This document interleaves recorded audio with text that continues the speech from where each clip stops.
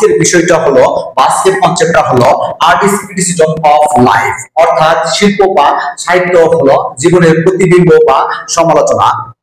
সত্যি শিল্প বা সাহিত্য আমাদের সৌন্দর্য দেখায় না বা আনন্দ দেয় না, বরং জীবনের সত্য, সমস্যা, আনন্দ, বেদনা, সুখ দুঃখ, ভালোবাসার প্রভৃতি বিশ্লেষণ করে, সমালোচনা করে আমাদের সামনে তুলে ধরে। আমি যদি আরো বিস্তারিত ভাবে আলোচনা করি তাহলে হয়তো বিষয়টা আরো ক্লিয়ার ভাবে বোঝা যাবে। যেমন এখানে যে কিছু মেজর ওয়ার্ড আছে, তিনটা মেজর ওয়ার্ড আছে, সেই তিনটা মেজর ওয়ার্ড সম্পর্কে যদি আমরা আলোচনা করি, যেমন প্রথমটা আর্ট। আসলে আর্ট জিনিসটা কি? আর্টকে as a mirror mirror of life, অর্থাৎ আর্ট মানে শিল্প বা সাহিত্যকে একটা জীবনের আয়না হিসেবে তুলে ধরে বা তুলনা করে। সেখানে এই সাহিত্য জিনিসটাকে, সাহিত্যের বিভিন্ন শাখা রয়েছে, যেমন কবিতা, গল্প, প্রবন্ধ, উপন্যাস, নাটক প্রভৃতি যে শাখাগুলো রয়েছে, সেই শাখাগুলোর মাধ্যমে কবি সাহিত্যিকরা তাদের জীবনের সুখ দুঃখ, ভালোবাসা এবং চারিদিকের পরিস্থিতি পর্যবেক্ষণ করে যে একটা চিত্র ফুটে তোলে, সেটা আমাদের সুন্দর করে তার বইয়ের মাধ্যমে দেখিয়ে দেয়। এটা আমাদের জীবনের meaning, what is the life, সেই সম্পর্কে বিভিন্ন বিষয় নিয়ে আলোচনা করায়। তারপরে যেটা আছে ক্রিটিসিজম, ক্রিটিসিজম, যেটা আমাদের কি করে অ্যানালাইসিস করে, অথবা আমাদেরকে কোশ্চেন করে, অথবা আমাদের থট মানে চিন্তা করে, আমাদের কোনো বিষয়ে চিন্তা করায় এই ক্রিটিসিজমের কাজ। ক্রিটিসিজম যেমন সমালোচনা করে, আলোচনা করে, ভালো দিক মন্দ দিক সেই বিষয়গুলো নিয়ে।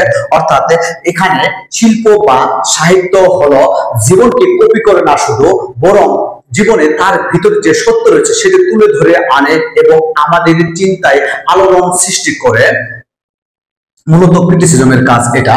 তারপর সবচাইতে বেশি গুরুত্বপূর্ণ যেটা লাইফ, LIFE, লাইফ, যেমন অ্যাজ আ রিয়েল EX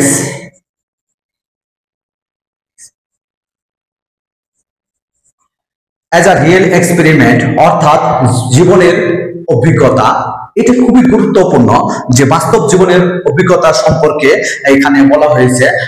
সাহিত্য আমাদের বাস্তব জীবনের অভিজ্ঞতা সম্পর্কে আলোচনা করে। কিভাবে? দেখুন, অ্যাজ এ রিয়েল এক্সপিরিয়েন্স, আমাদের দৈনন্দিন জীবন, সুখ দুঃখ, ভালোবাসা, আমাদের দৈনন্দিন জীবন, আমাদের life as a real experiment, অর্থাৎ বাস্তব জীবনের অভিজ্ঞতা। মানুষের দৈনন্দিন জীবন, সমাজ, সংস্কৃতি, রাজনীতি, অর্থনীতি প্রভৃতি বিষয়ে যে চিত্রটা ফুটে তোলে এই সাহিত্যের মাধ্যমে, এই চিত্রটা ফুটে ওঠে সাহিত্যের মাধ্যমে। উদাহরণস্বরূপ হিসেবে আমরা বলতে পারি রবীন্দ্রনাথ ঠাকুরের লেখাগুলো শুধু কবিতা বা গান নয়, বরং মানুষের আত্মিক অভিজ্ঞতা এবং জীবনের গভীর তাৎপর্য বা প্রশ্ন খোঁজে। আমাদের জাতীয় কবি কাজী নজরুল ইসলাম তার কবিতায় শুধু ছন্দ নয়, বরং সমাজের শোষণের বিরুদ্ধে এক প্রতিবাদী হাতিয়ার হিসেবে উইলিয়াম শেক্সপিয়ার তার নাটকগুলোর মাধ্যমে মানুষের ভালো মন্দ, যুদ্ধ বিগ্রহ, ক্ষমতার অহংকার, ক্ষমতার দ্বন্দ্ব, প্রেম ঘৃণা প্রভৃতি বাস্তব চিত্র যেন ফুটে উঠেছে তার লেখনীর মাধ্যমে। সত্যি আর্ট বা সাহিত্য আমাদের জীবনের প্রতিবিম্ব বা সমালোচনা।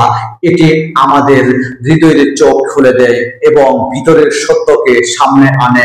আমাদের বাস্তব জীবনে চোখ খুলে দেয় এবং ভিতরের সত্যকে বের করে আনে এবং ভালো মন্দ বিচার করতে শেখায়।